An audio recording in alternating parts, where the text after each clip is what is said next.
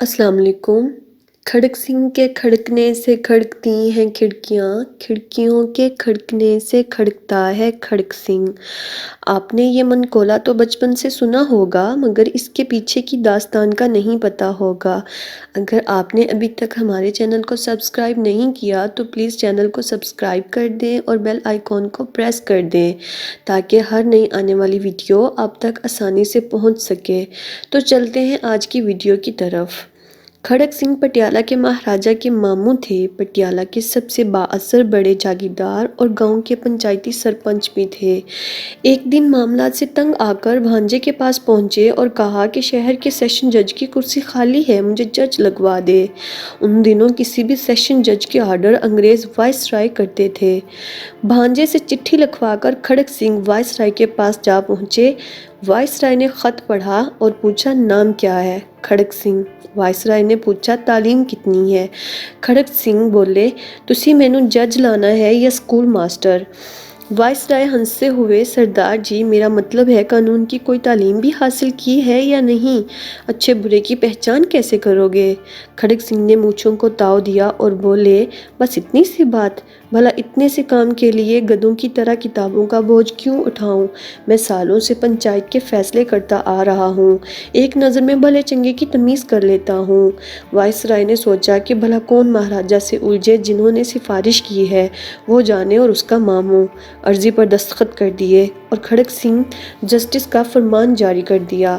اب کھڑک سنگھ پٹیالہ واپس لوٹے اور اگلے دن بطور جسٹس کمرہ عدالت میں پہنچے۔ اتفاق سے پہلا کیس بھی قتل کا تھا۔ کٹہرے میں ایک طرف 4 ملزم اور دوسری جانب ایک روتی خاتون تھی۔ جسٹس صاحب نے کرسی پر براجمان ہونے سے پہلے فریقین کو غور سے دیکھ لیا اور معاملہ سمجھ گئے۔ ایک پولیس افسر کچھ کاغذ لے کر آیا اور بولا مائی لارڈ یہ عورت کرانتی کور ہے، اس کا الزام ہے کہ ان 4 لوگوں نے اس کے شوہر کو قتل کیا ہے۔ جسٹس کھڑک سنگھ نے عورت سے تفصیل پوچھی۔ عورت بولی سرکار دائیں جانب والے کے ہاتھ میں برچھا تھا اور برابر والے کے ہاتھ میں دھرانتی اور باقی دونوں کے ہاتھوں میں سوٹے تھے۔ یہ چاروں کماد کے اولے سے نکلے اور خصم کو مار مار کر جان سے مار دیا۔ جسٹس کھڑک سنگھ نے چاروں کو غصے سے دیکھا اور پوچھا کیوں بدماشو تم نے بندہ مار دیا؟ دائیں طرف کھڑے بندے نے کہا نا جی سرکار میرے ہاتھ میں تو کئی تھی۔ دوسرے نے کہا میرے ہاتھ میں بھی درانتی نہیں تھی، ہم تو صرف بات کرنے گئے تھے اور ہمارا مقصد صرف سمجھانا تھا۔ کھڑک سنگھ نے غصے سے کہا جو بھی ہوا بندہ تو مر گیا نا۔ پھر قلم پکڑ کر کچھ لکھنے لگے تو اچانک ایک کالا کوٹ پہنے شخص کھڑا ہوا اور بولا مائی لارڈ رکیے، یہ کیس بڑا پیچیدہ ہے۔ یہ ایک زمین کا پھڈا تھا اور جس زمین پر ہوا وہ زمین بھی ملزمان کی ہے، بھلا مقتول وہاں کیوں گیا؟ جسٹس کھڑک سنگھ نے پولیس افسر سے پوچھا یہ کالا کوٹ والا کون ہے؟ جناب یہ ان چاروں کا وکیل ہے، پولیس والے نے جواب دیا۔ تو انہی کا بندہ ہوا نا جو ان کی طرف سے بات کر رہا ہے۔ پھر کھڑک سنگھ نے وکیل صفائی کو بھی ان چاروں کے ساتھ کھڑے ہونے کا کہا، پھر ایک سطری فیصلہ لکھ کر دستخط کر دیے۔ فیصلے میں لکھا تھا ان چاروں قاتلوں اور ان کے وکیل کو کل صبح صادق پھانسی پر لٹکا دیا جائے۔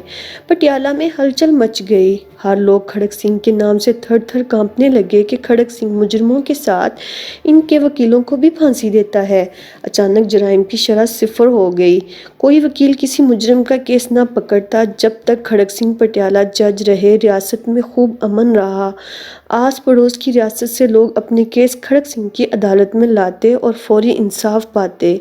اس واقعہ میں دور حاضر کے پڑھے لکھے ججوں کے لیے ایک گہرا سبق ہے کہ اگر انصاف فوری اور مجرموں کے ساتھ ان کے وکیلوں کو بھی سزا ملنے لگے تو ملک میں جرائم کی شرح صفر ہو جائے گی۔